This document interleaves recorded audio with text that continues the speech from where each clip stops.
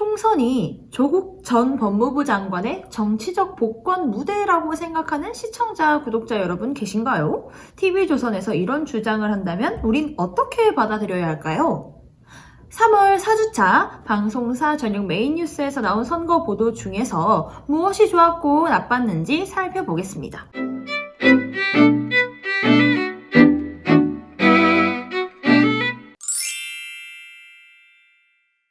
또 조국인데요. 저희가 진행하는 양적 분석한 결과 3월 16일부터 22일 일주일간 나온 선거 보도의 절대적인 양 자체가 일단 늘었습니다. 총선 미디어 감시연대가 출범하고 양적 분석을 시작한 이래로 가장 많은 보도량을 기록하고 있는데요.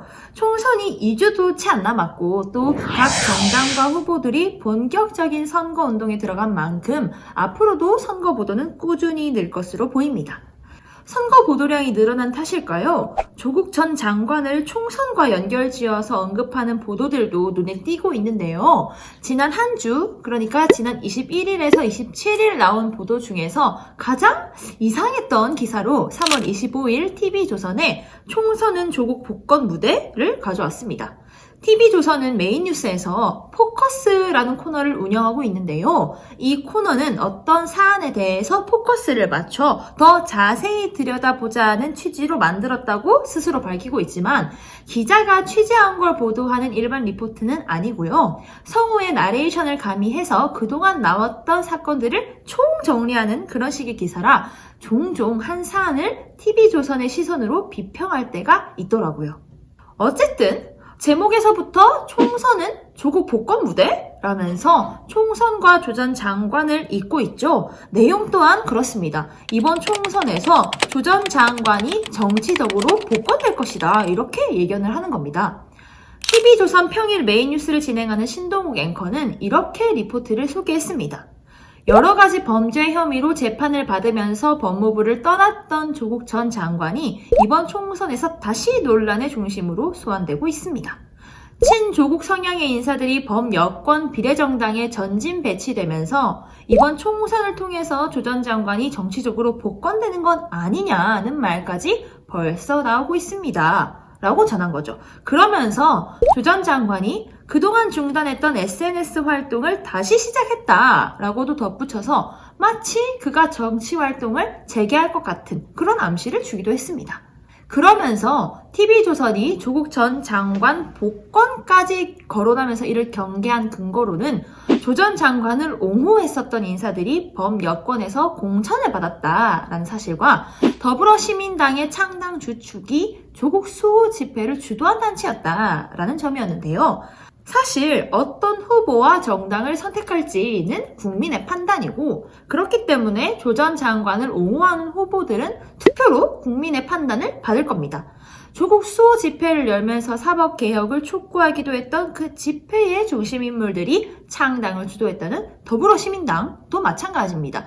조 전 장관을 옹호하는 후보나 정당이 총선에 나왔다고 해서 그 사실만으로 조국 전 장관의 정치적 복권이 이루어질 수는 없죠.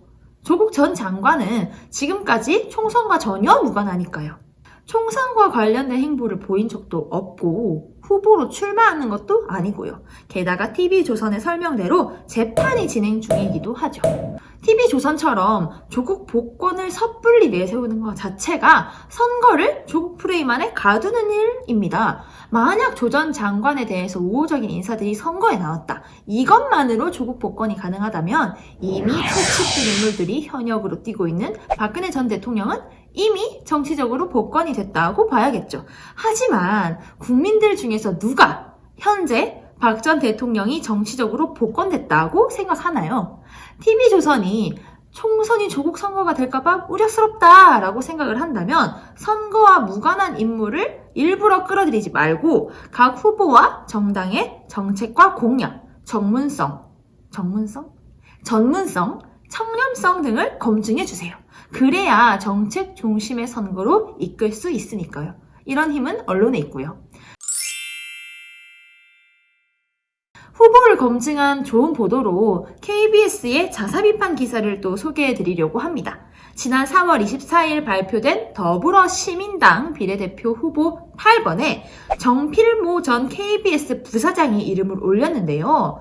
이 정 전 부사장은 불과 한 달여 전까지 KBS의 부사장이었습니다. 그렇기 때문에 이런 사람의 출마에 논란이 일었는데요. 정치권에 직행하는 듯한 행보를 보여서 언론인으로서, 게다가 한 달 전까지 현역에 있던 언론인으로서 이런 행보가 괜찮을까 하는 지적이 계속 이어졌습니다. 여기에 KBS는 자사의 동료, 자사의 임원이라고 해서 비판을 멈추진 않았는데요. 더불어시민당 비례대표 후보가 발표된 당일 KBS는 정필모 전 KBS 부사장 여당 비례후보로 란 제목의 기사를 내고 정필모 전 부사장뿐만 아니라 이창현 전 KBS 시청자위원회 위원장도 더불어시민당 비례대표 예비후보 명단에 올랐다고 지적을 했습니다. KBS는 이 기사에서 KBS 윤리 강령은 프로그램 진행자, 정치 취재와 제작 담당자는 직무가 끝난 후 6개월 안에 정치 활동을 하지 않도록 규정하고 있습니다. 라면서 내부의 윤리 규정을 비판의 근거로 삼았고요. 그러면서 KBS 내부에서도 비판의 목소리가 있다고 전했습니다.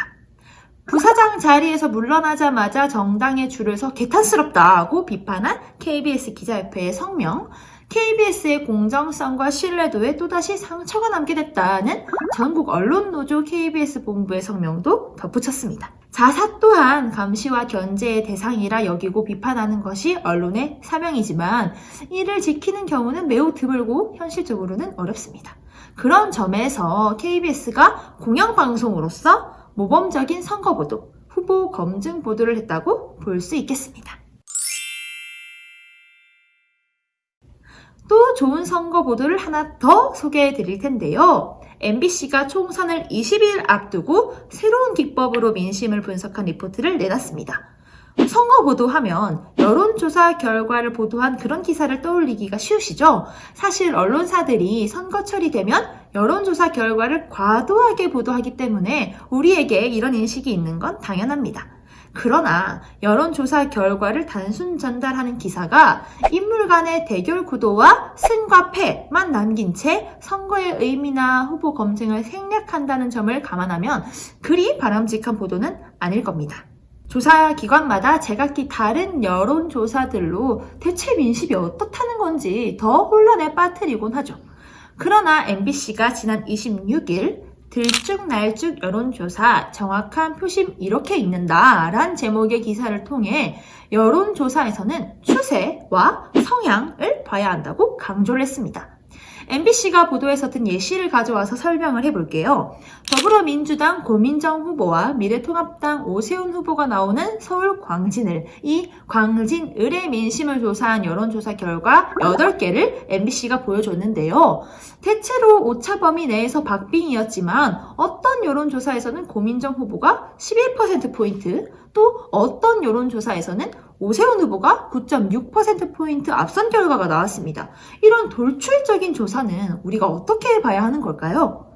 MBC는 여론조사를 조사한 방법은 전문적이라 설명하기가 꽤 복잡하지만 핵심을 꼽자면 추세와 성향이라면서 육상 선수 우사인 볼트가 100m를 갑자기 20초대로 느리게 뛴다면 이는 추세를 벗어났으니 기록이 오류일 가능성이 크고, 영화 별점을 후하게 주는 평론가가 있다면 한두 개 빼고 판단을 해야 하니까 그의 성향을 감안해야 하는 것이라고 전했습니다. MBC의 설명대로 이 여러 가지 여론조사들을 추세와 성향에 맞춰서 분석을 해보니 고민정, 오세훈 두 후보는 초초초초초 박빙이었습니다. MBC는 이러한 여론조사 분석 결과를 앞으로 매일 온라인에서 업데이트할 예정이라고 하는데요. poll-mbc.co.kr로 들어가시면 MBC가 구축해놓은 인포그래픽 사이트가 뜬답니다. 여기서는 여론조사 결과가 나온 지역구의 그 결과가 정리되어 있고요. 뿐만 아니라 비례정당의 예상 득표율 추이도 시민들이 쉽게 확인할 수 있도록 되어 있답니다. 여러 곳에서 진행되는 여론조사 결과를 이렇게 자세히 그리고 일정 기간 꾸준히 분석하는 시도는 이번 선거에서 7개 방송사 저녁 종합뉴스 보도 중에선 MBC가 처음입니다. 여론조사 보도는 넘쳐나고 가끔은 고개를 갸우뚱하게 만드는 여론조사에 대체 뭐가 맞아? 라고 고민하게 되는 이때 시민들에게 길잡이가 돼줄 수 있는 보도로서 MBC 기사의 가치가 크다고 할 수 있겠습니다.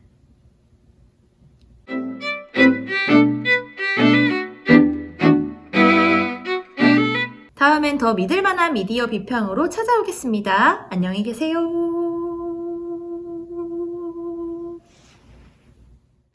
혹시 어떤 선거 보도가 좋은 선거 보도일까 하고 고민하는 시청자, 구독자분들이 계시다면 저희 민주언론 시민연합 홈페이지나 총선 미디어 감시연대 홈페이지에 들어오시면 총선 보도 제작 준칙이 올라와 있으니까요. 한번 보시고 같이 좋은 선거 보도에 대해서 고민해 보셨으면 좋겠습니다. 이젠 정말 안녕이에요.